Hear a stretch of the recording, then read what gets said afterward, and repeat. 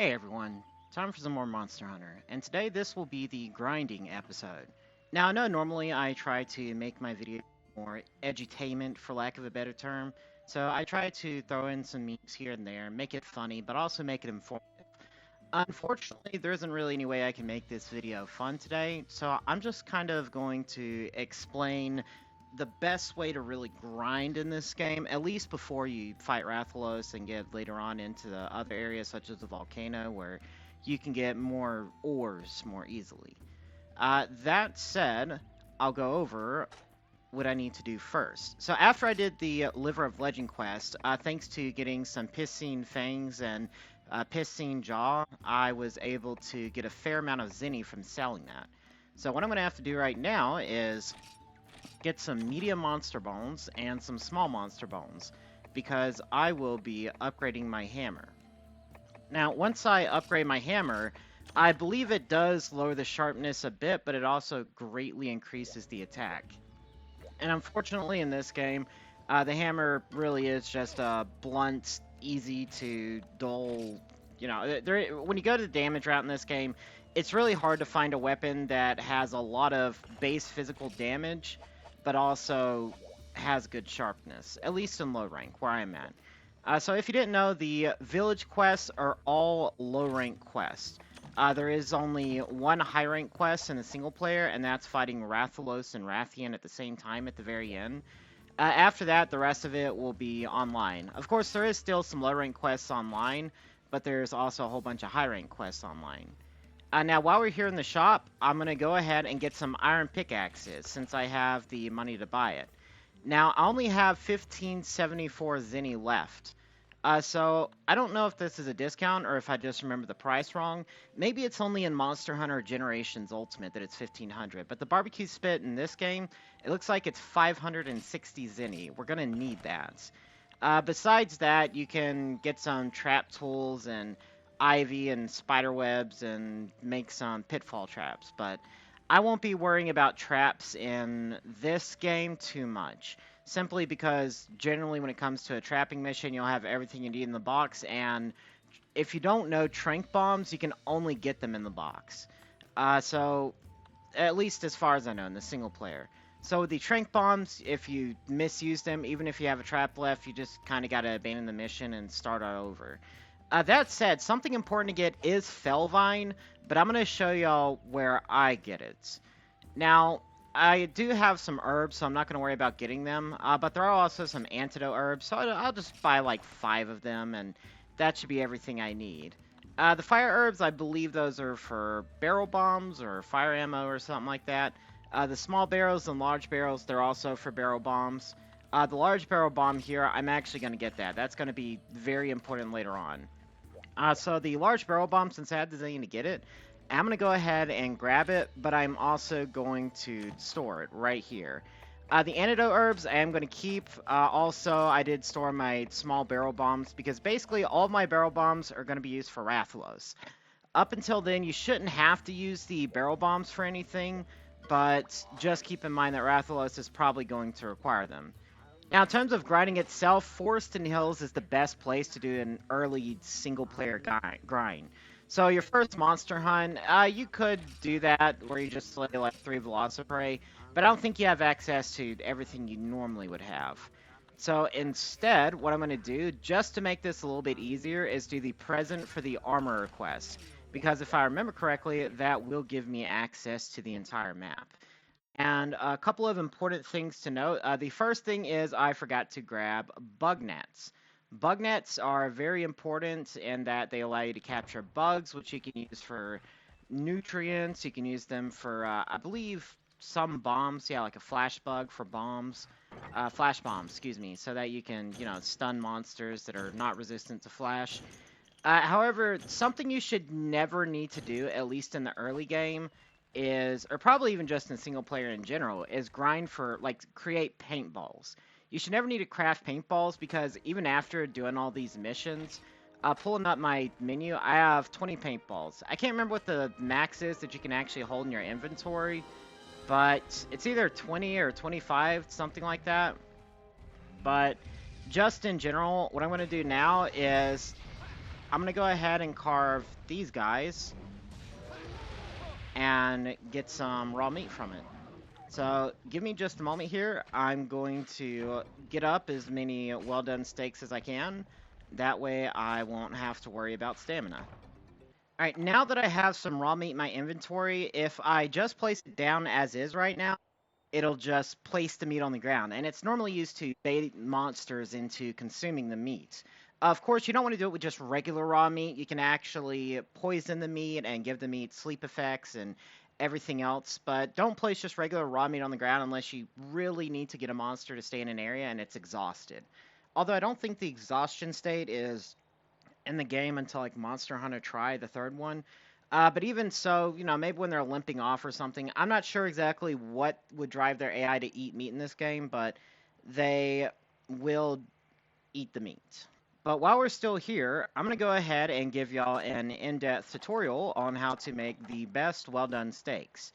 So there should be a jingle that plays whenever you have your barbecue spit and raw meat. And then you use your barbecue spit if you don't have the max amount of well-done steaks in your inventory. And like I said, there's a little jingle that plays. And if you listen to the beat, that little double tap beat, whatever, at the very end of the song, 1, 2, you're gonna listen to that double tap beat once, and then it'll always be enough. The timing is really tight, so you really have to be on point with it. But if you can get that double tap beat down, for lack of a better term, 1, 2, you can get it every single time, just about. Sometimes I accidentally overdo it, sometimes I accidentally underdo it, ever so slightly, in this game at least. But that's just because the timing is so tight. It's very unforgiving. 1, 2. So the song itself doesn't really matter. It's to kind of get you used to that double tap beat. And the whole point is to wait for the song to finish and then try to play it out in your head. 1, 2. And then you can make a well-done steak just about every time.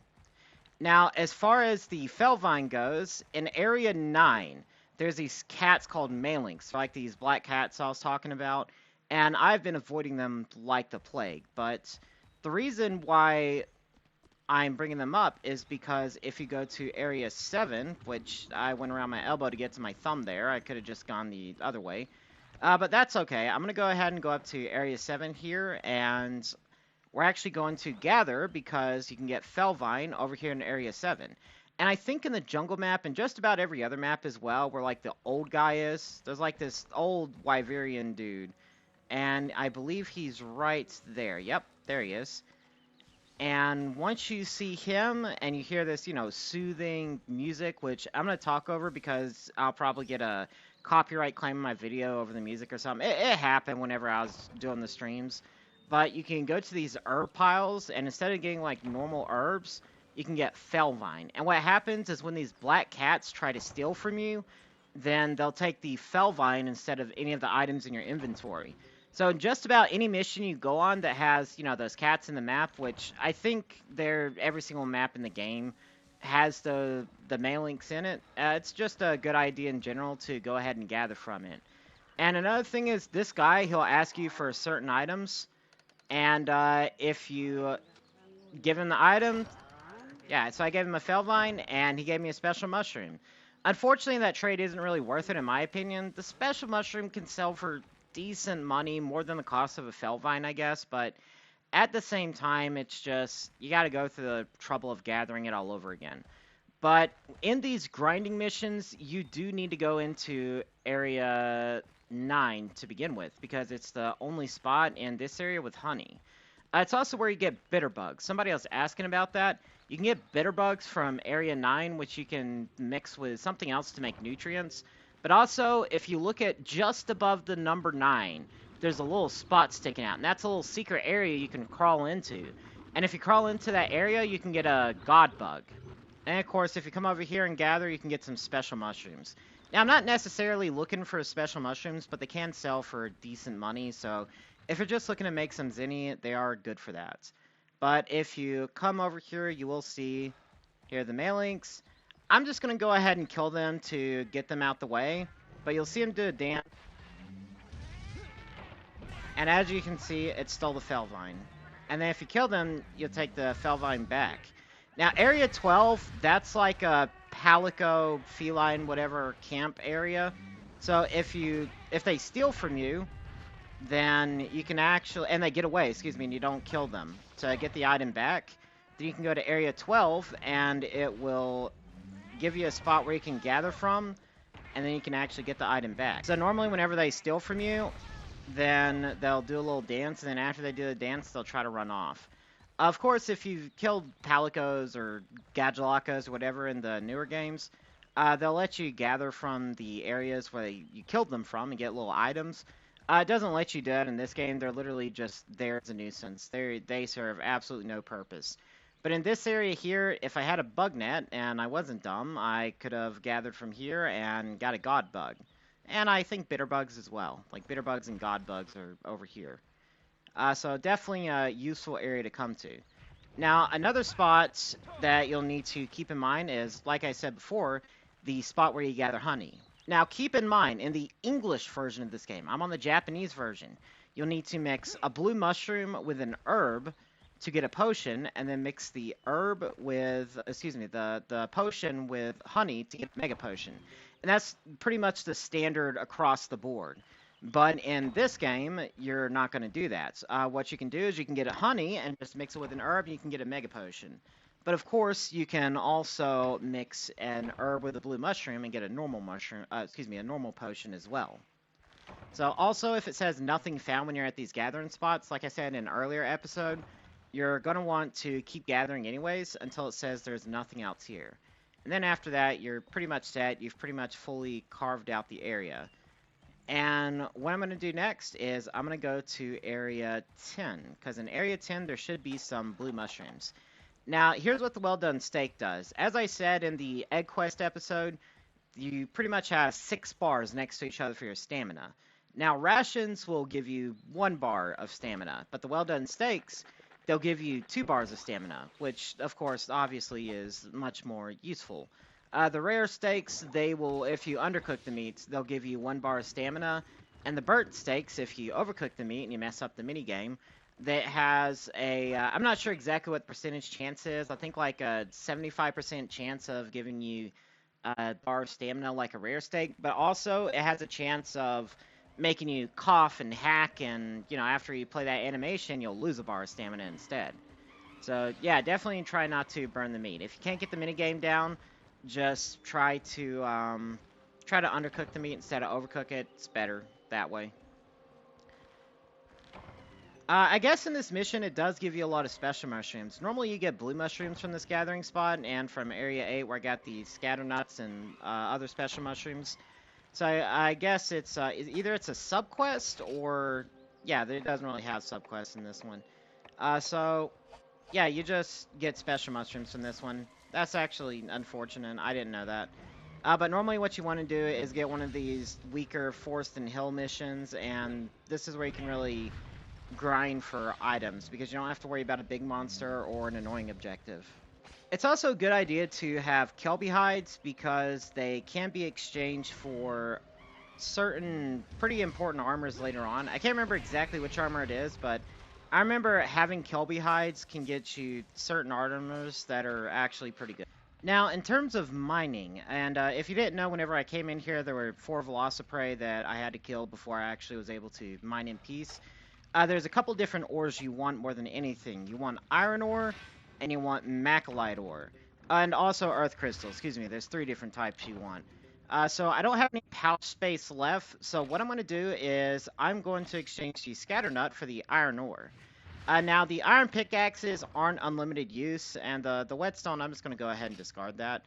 But the pickaxes aren't unlimited use. They will break, and you'll want to try to use them to your best advantage by optimizing which mining spots you go to. So if you look at the map here on the top right, the Area 5 is going to be your bread and butter. That's where you're going to want to go to every single time without fail, because it's the only spot in Forest and Hills low rank in the single player mission that you can get macellite ore. Like I said, just in Forest and Hills. Each area has its own spots. Once you unlock the volcano, you can get plenty of macellite ore. It's not really much of an issue after that. But in the desert map, there's this one area that has iron ore and maclite ore, and everywhere else is either earth crystals and distones. Now, another area that has a mining spot is Area 6. It has stones, distones, and iron ore. And Area 11, it has distones and rarely iron ore. So Area 11, you're almost never going to go there because distones don't really serve a purpose at this time. Of course, you're going to want to mine until it says there's nothing else here. Now that I've done that, I'm actually going to go to the back of the cave to where Area 6 is. Because there's also a mushroom spot here. It seems like a lot of the mushroom spots have special mushrooms in them, which is unfortunate because usually they have blue mushrooms there, and obviously you need blue mushrooms to mix with antidote herbs to get antidotes, and with potions, with herbs to get potions. So over here, there's a spot you can drop down to, and you can see it right here. And oh, excuse me, the inside of the map. Okay, sorry about that if you're epileptic. But this here is another mining spot. So you're going to go ahead and mine here. Unfortunately, I missed my chance to get maclite ore because, like I said, you can only get it in Area 5 from that one mining spot rarely. Now, I might have made a mistake because I think, and that's a big I think, there might actually be another place where you can get maclite ore, like another place you can mine inside Area 5. I'm going to have to double check that.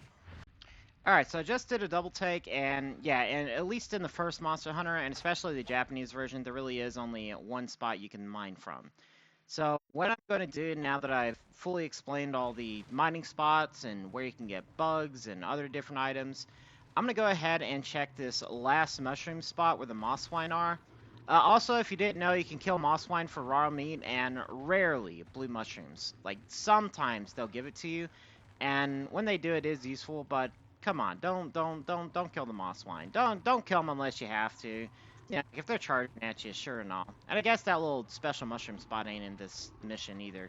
The mission is present for the armor, by the way. Usually I do something like Slay the Velocidrome or something, but I just did this one to save more time.